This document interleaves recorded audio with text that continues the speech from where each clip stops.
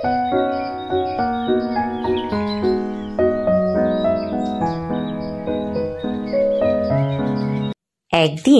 গ্রামের এক কিশোরী এমা নদীতে ফুল ছুঁড়ে প্রার্থনা করল।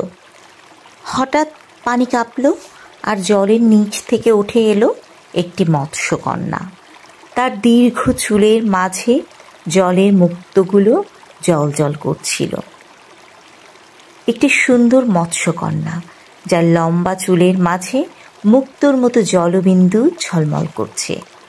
নদীর পানির নিচ থেকে সে মৃদু হাসি দিয়ে তাকাচ্ছে। এমা ভয়ে পিছু হটতে গিয়েছিল, কিন্তু মৎস্যকন্যা বলল, ভয় পেও না, আমি নদীর অভিভাবক, তোমার প্রার্থনা শুনতে এসেছি। দুজনের মধ্যে এক অসম্ভব বন্ধুত্ব গড়ে উঠল। এমা ও মৎস্যকন্যা নদীর ধারে বসে গল্প করছে। মৎস্যকন্যার লেজ রূপালি আলোয় ঝলমল করছে আর এমা বিস্ময়ে তাকিয়ে আছে। কিন্তু একদিন শিকারীরা নদীতে মাছ ধরতে আসে। তারা মৎস্যকন্যার অস্তিত্বের গুঞ্জন শুনে ফাঁদ পেতে অপেক্ষা করতে থাকে।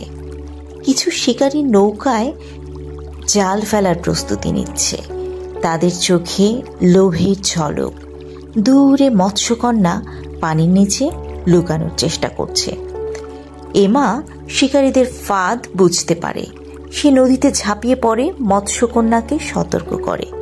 একসাথে তারা পানির নিচে গোপন গুহায় লুকিয়ে পড়ে। এমা এবং মৎস্যকন্যা নদীর গভীরে একটি জাদুকরী গুহার মধ্যে লুকিয়ে আছে।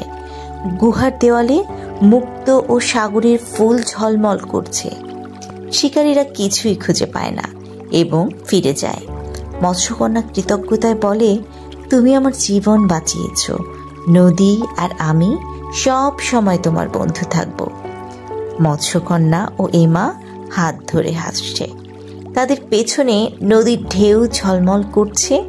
সূর্যের আলোতে পানি রূপালি আভা ছড়াচ্ছে। সেই দিন থেকে এমা আর নদীর মৎস্যকন্যা চিরকালীন বন্ধু হয়ে থাকে। পদ্মা নদী তাদের সাহস ও বন্ধুত্বের গল্প বলে বয়ে চলে।